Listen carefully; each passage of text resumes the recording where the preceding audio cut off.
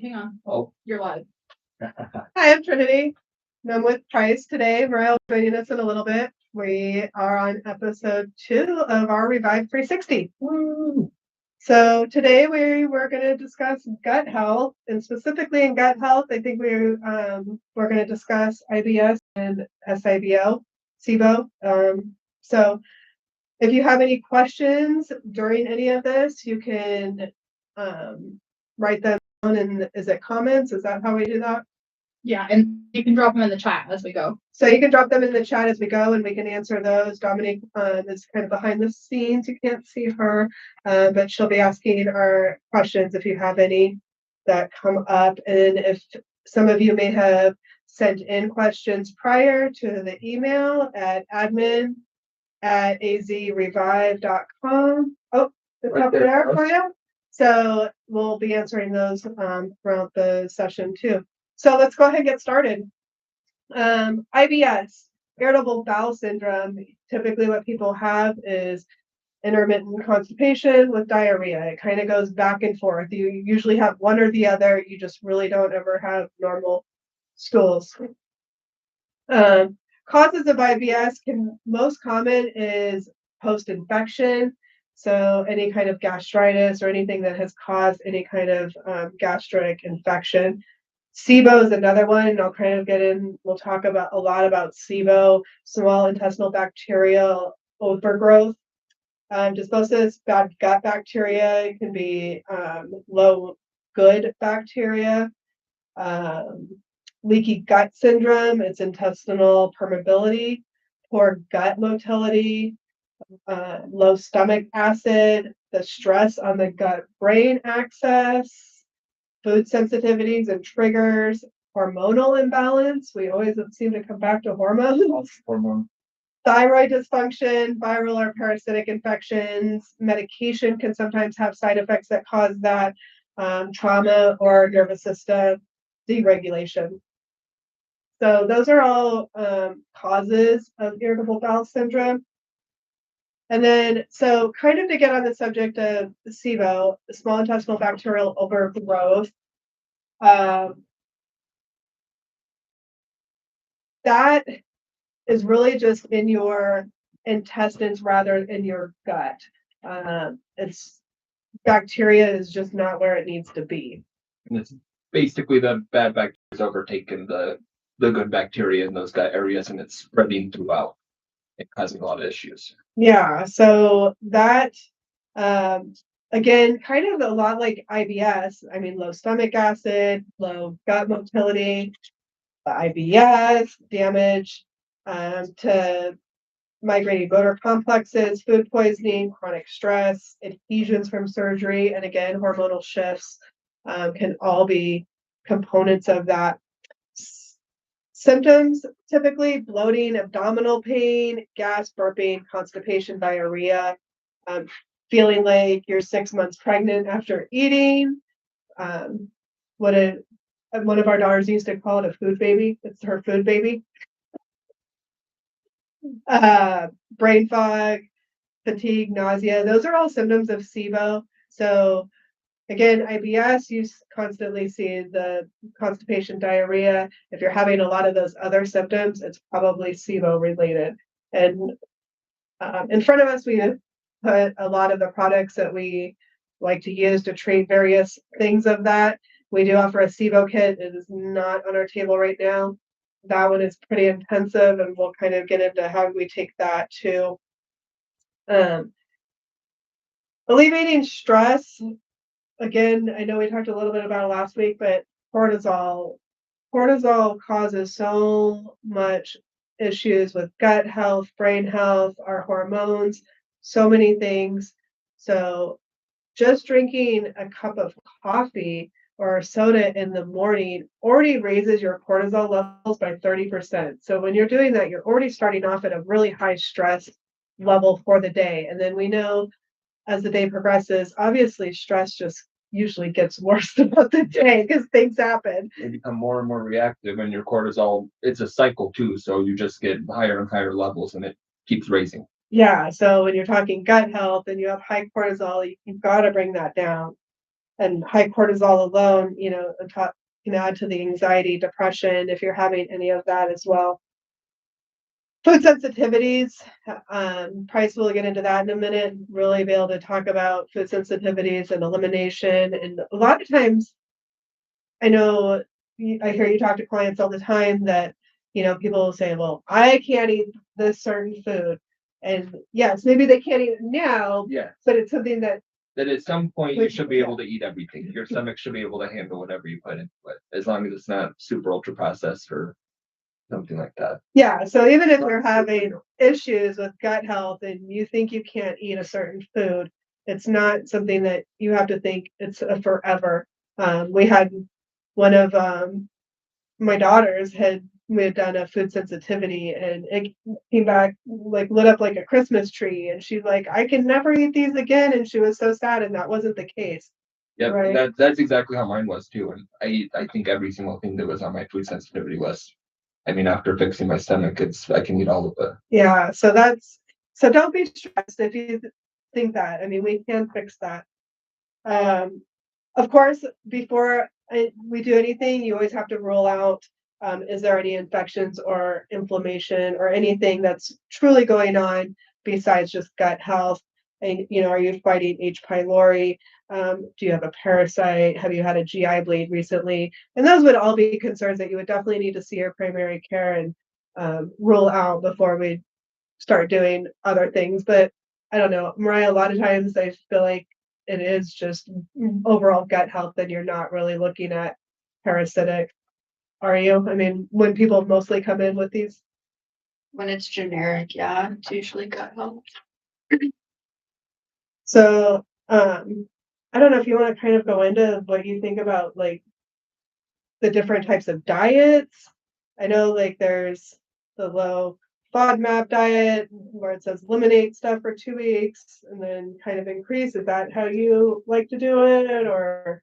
Definitely, if your stomach can't handle something right now, best way to do is we need to get rid of inflammation and obviously bad gut bacteria. So really what I say is first take out anything that causes inflammation. So that obviously anything processed, we're going to just whole food sources. And we're cutting out a lot of those too at first. Obviously you add those back in after a few weeks, but for the first while, you're basically just eating, what's the name of it? It's chicken. Oh, like the bland type Yeah. of diets. Brat diet. Yeah, that's what I would say at first is always go to the bland food till your stomach can handle that fine. Then you can slowly start adding things back in. So after like 6 weeks, you would start reintroducing basically other foods in small amounts, seeing if you can handle that. And if you can, then you keep eating those. And obviously we're still talking whole foods. Your stomach's never going to be happy with ultra processed foods. That's always inflammatory. But you should be able to tolerate all of the other foods at some point. Obviously, if you reintroduce things and they're not working for you, then that could be a little more than a food sensitivity, or it means that you just need to add in specific enzymes for helping you digest those things better. But really, I'd say you can pretty much eat whatever you want afterwards, as long as you fix the underlying issues at the same time. So you're probably going to want to be doing, a probiotic along with this, fiber supplements, things like that added in, just to make sure that you're actually fixing the gut issues and you're not just cutting inflammation for a while and then adding it back in. Is probably the most important. So what about like the people, we have a lot of people that come in and say they're lactose intolerant. Are a lot of people really that, or is there really that big subset group of people that are lactose intolerant, or does it go back to like this gut health? It completely goes back to probiotics. Okay. So if you have proper amounts of lactobacillus in your stomach, you should be able to digest any dairy products. I mean, there are certain situations where people just really can't. It's too inflammatory on their small intestine. But for the most part, if you start taking, a digestive enzyme, yeah, so the lactose, you want protease, lipase, and lactose, and that's it. But I'd say you can digest it completely fine. Another good way to get yourself used to it is by doing, you can buy it at the store. It's called kefir or kefir. But that's one of the best ways to kill your lactose sensitivity because it is lactose based, but it takes all the sugar out, and that's where the allergy comes from. and then it gives you the probiotics that can eat that milk sugar, and those just live in your stomach after that. You have to take it pretty much daily though. But after that, basically you can handle any sort of dairy fine. What do we want to go through? Some of the medications and kind of just talk overall, like what each one does, and Yeah. move forward through there and kind of just explain. We can kind of go down the line. So, sun fiber? Yeah, if you don't mind, I'll go over that. Yeah. So with fiber, Show they can't put it up front, but the most important part, in my personal opinion, is making sure that you're getting a good quality fiber source. So sun fiber right here will basically give you all the fiber that you need. There's sun fiber, there's guar fiber, there's chia seed, flax seed, tons of different ways to get your fiber. Don't use Metamucil. And I'm not saying that from any bad point of view, besides the fact that it's hard on the liver, and it really isn't a good fiber source. It's high in lead, so just anything but, in my opinion. What about Benefiber? Because I have a lot of people, then they say, okay, well, I don't like Metamucil. I like Benefiber because it comes in a gummy or something. If it's psyllium husk based, then it's going to have high amounts of lead in it. So that's the only thing to look for, is make sure your fiber isn't coming from psyllium. But on top of that, it's something that I'd recommend taking either before your first meal in the day or just taking with your meal, just because with how fiber works, it can't be digested in your stomach. So it goes to your small intestine, it pulls a bunch of water into it, and then that's what helps you process stools. It helps you go to the bathroom. It's a huge detoxification process. So fiber is super important to how the gut just works and functions, and it keeps everything flowing. It also even helps even out blood sugar. So when you're on the fiber, because you say it's pulling a lot of water into your small intestine, do we need to make sure we're drinking a lot of water? Because if we So you can already get live dehydrated with it, and then you can get constipated. And that's most people's issue with fiber supplements, is that it backs them up. And it's really, you're just not drinking enough water with your fiber supplement. And if you up that intake, usually I want to say it's about an ounce per pound of body weight, then you'll be completely fine. You won't have any issues with it. And it'll make you go to the bathroom more regularly, actually. And then I know a lot of people have questions about what's the difference between a probiotic and a prebiotic? Okay, so prebiotic is what's feeding the probiotics in your digestive tract. Probiotics are what is helping digest basically, fiber, it's all the different it's what's past your digestive enzymes. Anything that your stomach can't break down and eat, those probiotics go in for those specific sources, and they'll take all the rest of those nutrients for it. So it's important to have a super wide probiotic profile in your stomach, which makes you able to digest everything. Prebiotics is what's feeding those and keeping those colonies healthy. And it's also helping make sure that you don't get bad bacteria colonies in there by helping support the good stuff. So are they ever, do you take them together, or do you like I think of probiotic, I'm going to take that one in the morning, I'm going to take my prebiotic in the morning, I'm going to take my probiotic in the afternoon, or does it matter? I do it the opposite, actually. Probiotics should always be taken on an empty stomach. So as far away from a meal as you can, at least 45 minutes after you've eaten anything, because if you have stuff sitting in your stomach, basically the probiotic sits in there for longer. What it's supposed to do is just pass right through the stomach acid, go to the small intestine where all of that stuff lives, and then it dissolves. But if you eat right before or with it, it'll sit in the stomach and you'll kill most of those probiotics in there. Oh, okay. Well, that's good to know. Berberine and cat's claw. We offer a lot of those with our GLP clients when they're having gut health. Is one better than another, or should they be taking them together? You mind if I handle it? Okay. So they have very different mechanisms of action, but they work amazing with each other. So we actually have the GLP-1 amplifier. This one is going to have cat's claw, berberine. It also has magnolia and philodendron bark, which do other amazing things as well. But so what cat's claw is doing is it's a protective enzyme. It's helping possibly, tighten your stomach lining. It helps protect barriers from your stomach acid, all of that good stuff. So it helps a lot with digestion. What berberine is doing is a completely different thing. It's actually helping with our insulin output. It's helping boost metabolism, and then it also helps pull from fat for extra energy. So it has kind of similar effects to a GLP-1, just a lot lighter. But it's really good taken in conjunction with it because it boosts all of those benefits. And it's amazing for blood sugar support too. But yeah, so both taken together, cat saw is going to help protect the digestive tract, and it's also going to help heal any cracks, lining issues, things like that, while berberine is helping just push everything along a lot better. Oh, okay. So I'd say both together would be the way to go. Okay. And then SIBO kit, I know we sell that, and I have taken it myself. Because I've had gastric sleeve, you cut down the pills. So if you're a gastric sleeve patient, you don't have to take the full regimen. You do half the regimen, but I can tell you the half a regimen was a lot. Oh my gosh. I was never so happy to be at the end of my 30 days after taking that kit. But because it's for normal people, it's 6 pills a day. So 6 pills 3 times a day. So 3 bottles with 2 pills out of each bottle 3 times a day. So it was quite a bit. But I can tell I was having a lot better digestive, having bowel movements better. So it did work. And that's what we've heard from most everyone who's gotten one from us is they're going to the bathroom much more regularly. They feel like they're digesting better. So and I know, Mariyah, you had several clients that you actually put on them through one of your other positions. What was the feedback coming back from them? They all really liked it. Helped regulate bowel movements, had better energy. The bloating was gone. The digestion was improved. Do you have anything to add on that one?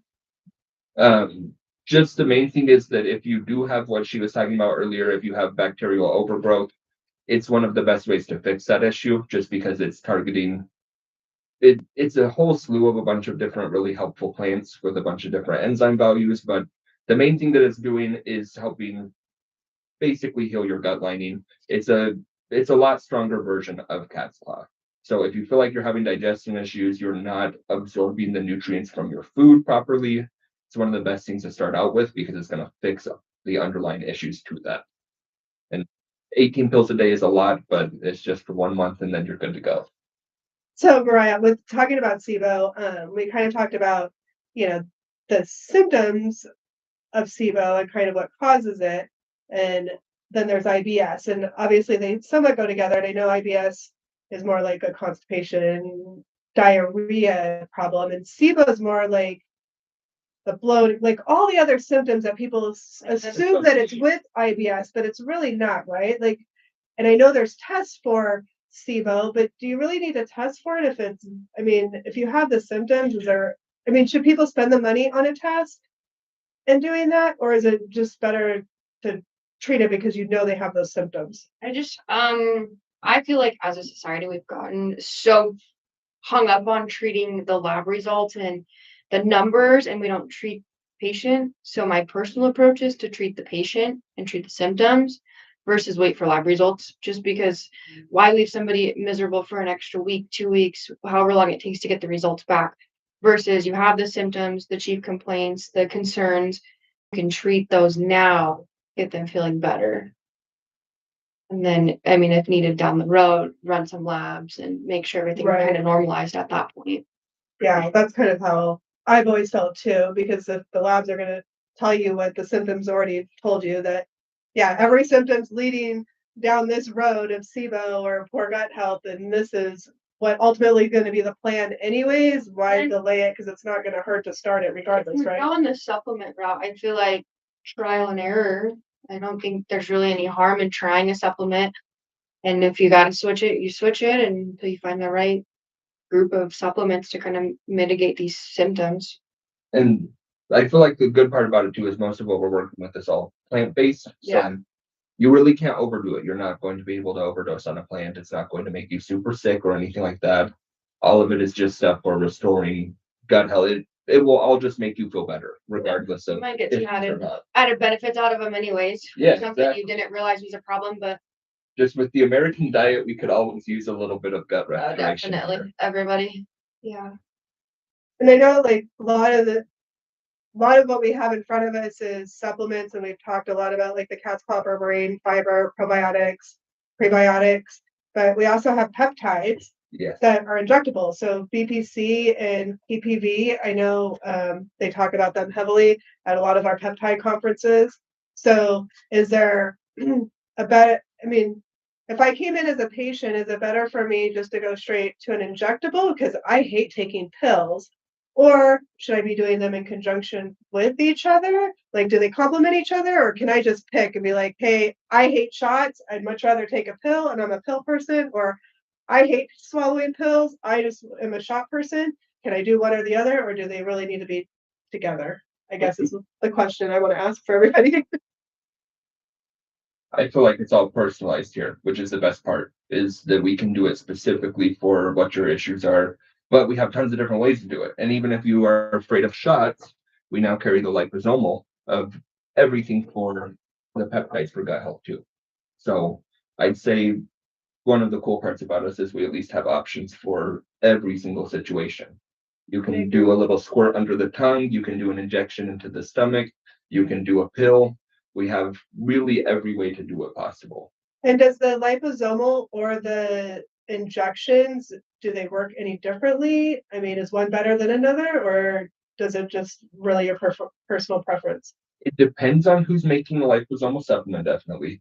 But Quicksilver, who we carry, they test third party, and their efficacy tests just as good as doing an injection.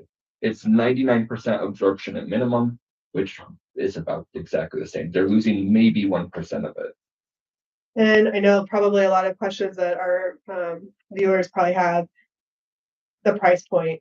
I mean, is there a price difference doing it injectable, liposomal versus oral?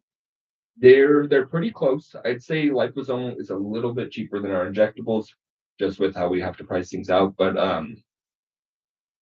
oral liposomal or injectable is going to run you, I mean, liposomal is about 210 for 2 months. That's probably our best pricing, and then it's about 180 for the shots for a month. So I'd say bang for your buck, liposomal is the way to go. And we have had quite a few people at this point who have had really good results from it. So I'd say it's nothing to worry about working versus the shots. It seems like they really work very similar.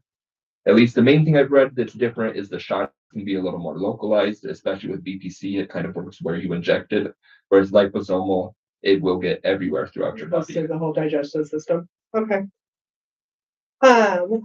You know, we're getting close on time, and I just want to kind of hit the gut-brain axis support because IBS is heavily influenced by the stress in the nervous system. And we talk about vagus nerve exercises like the deep breathing, humming, gargling, cold exposure, yoga, meditation. Mariyah has done a lot of a few talks on, you know, finding the good in the day and not focusing on so much of the bad.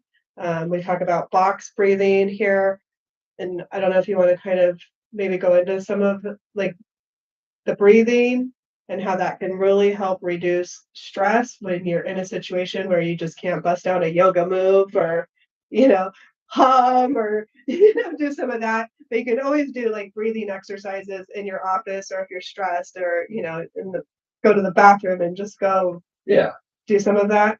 I know I like the box breathing where you inhale for 4, hold it for 4, release for 4.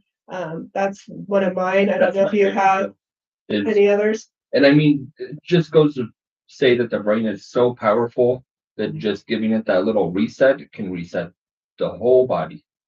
But no, that's something that I've been doing for years just to. Well, that one's good too, because you can really do it anywhere. Like, let's say you're in your car before work, you do it before you walk into the office, or at lunch before you eat, or before you walk into your house after work. But you know, you got to do all these things. Like, it's just a good little quick reset before you move to the next phase of the day. The middle of the grocery store sometimes, or driving my car, I'll just start it because I'm feeling anxious from something, and it does help. Crazy. Yes. And I know, like, you've talk to us about, you know, just even being mindful, you know, and grateful even just for your meal, that you're able to have a lunch and have this. It might not be the lunch you chose or wanted, but you know, you should be mindful and grateful and take the time to appreciate that you actually can eat, and Yeah. some of that helps as well. Just reduce some of that and put your mind more where it needs to focus. And then Relora, I mean, that would be the oral supplement you can take to help reduce some of those cortisol levels, right? Definitely. And we offer that as well. And then sleep. Asleep. You gotta sleep. For everything. Is it now they're recommending, is it 7 to 9 hours for an adult Yeah. to sleep? And sleep obviously plays into our cortisol levels as well. So does Relora help you sleep, or should we be taking like a different supplement for that?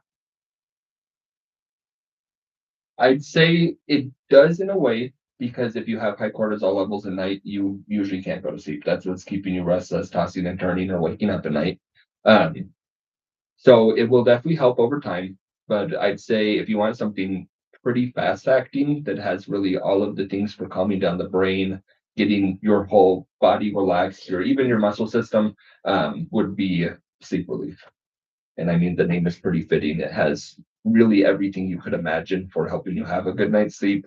And it really does work really well. And it's extended release, so it's gonna slowly Yes. release all throughout the night versus like you take a quick melatonin or whatever Yes, you 3 hours. yeah, you have a short window of it releases, you fall asleep, but then you don't stay asleep versus this extended release sleep relief that we're talking about slowly all night. So you fall asleep, you stay asleep, you get good quality sleep, all the things needed for Recovery, feeling good, all that stuff. But I'd say that's the number one thing we have for just getting a good night's sleep.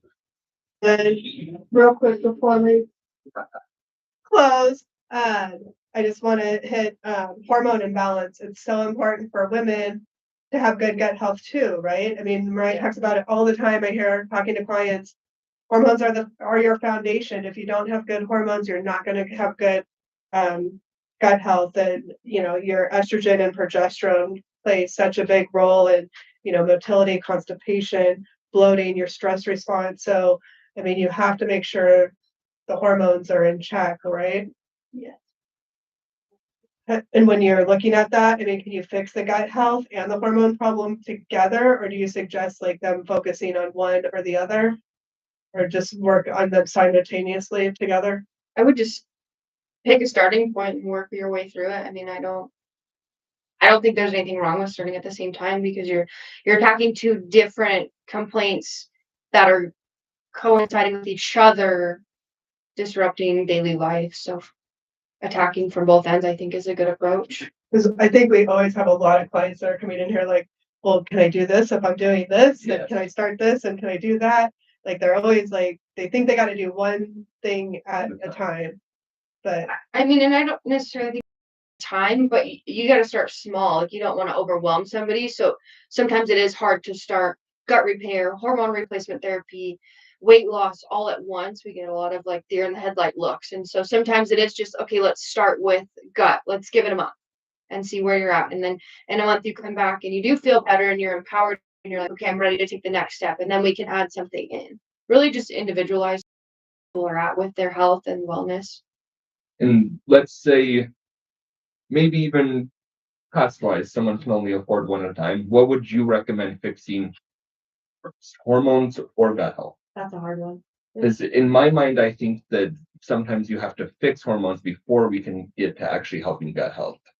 Not always, but a lot of the times that can be a part of the cause of their issues. I think that would really come down to the individualized patient and what the biggest complaint would be.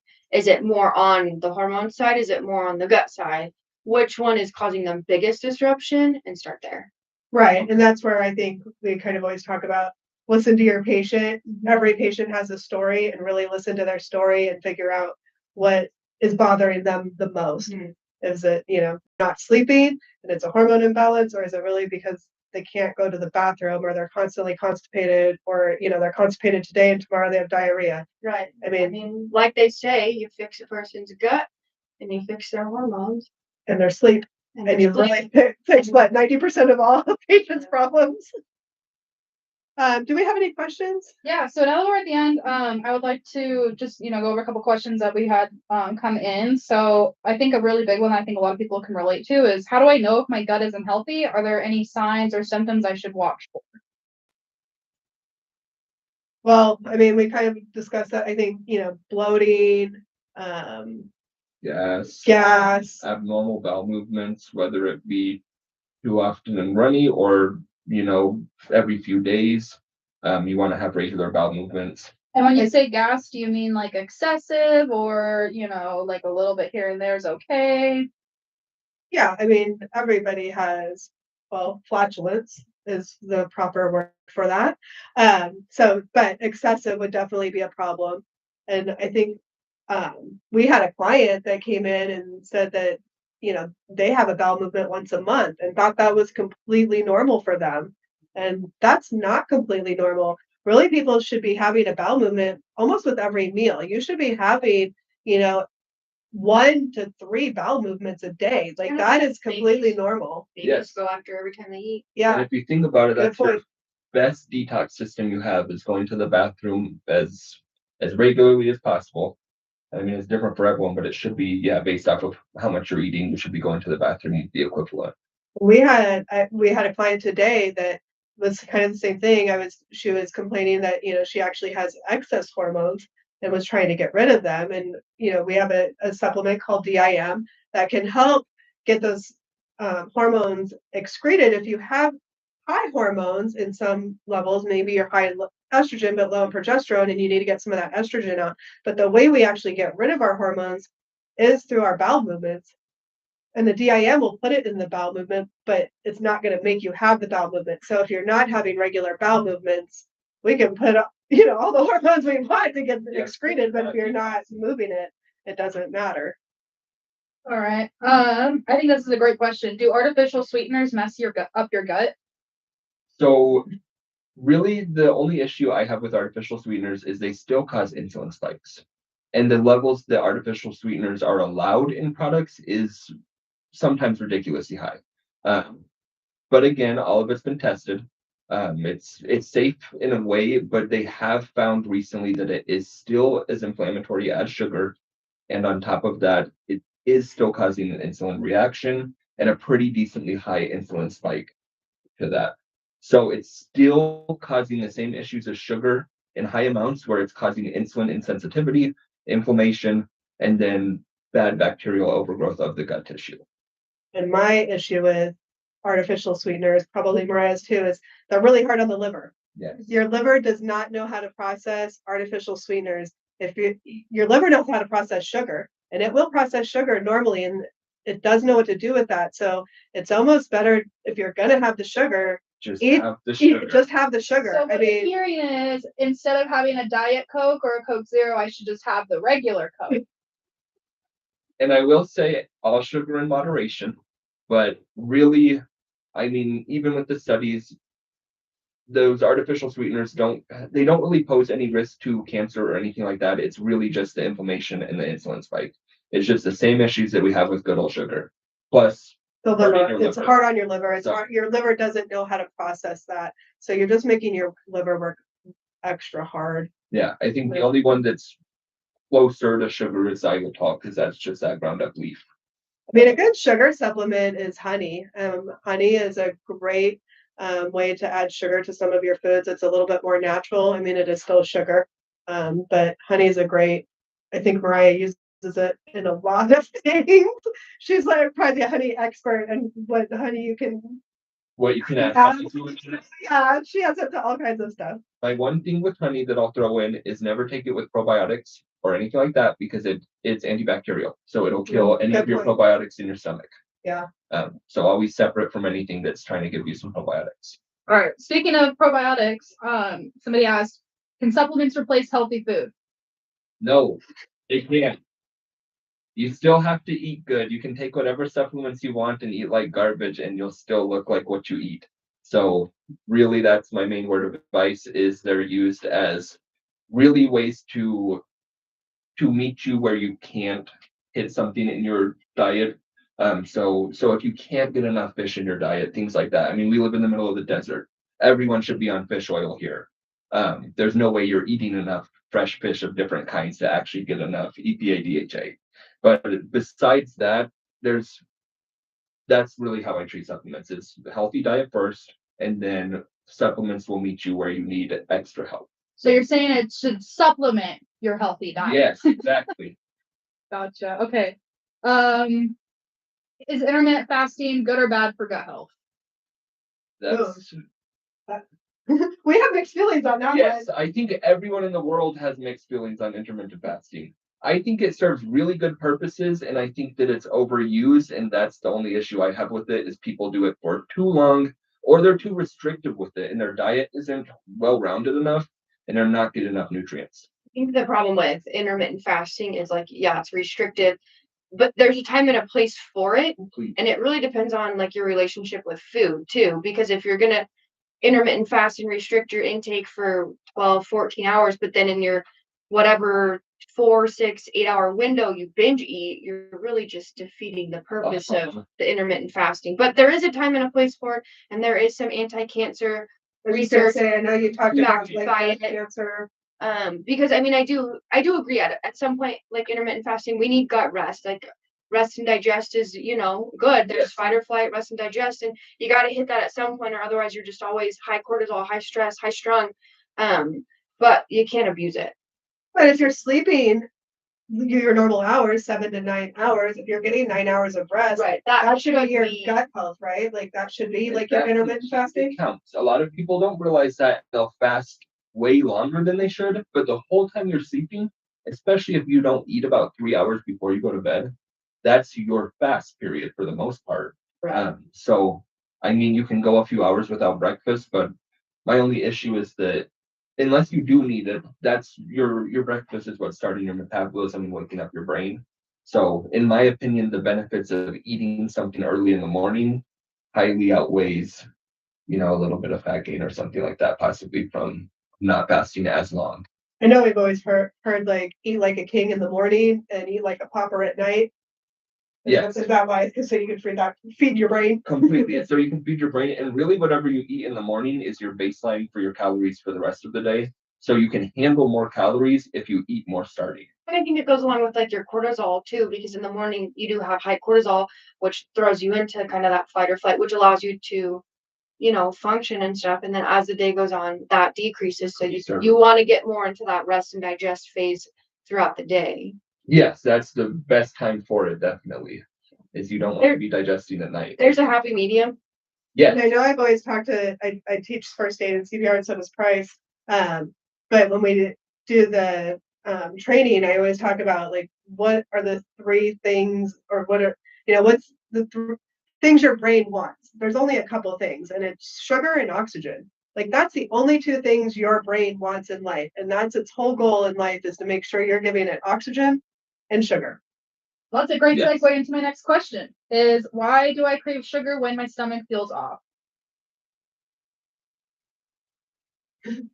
So, well, one, a lot of processed foods. I mean, I'll start with this. Processed foods actually put chemicals in, and most of your processed foods are high sugar foods. Yeah. And they actually put a chemical in there that makes you want that food.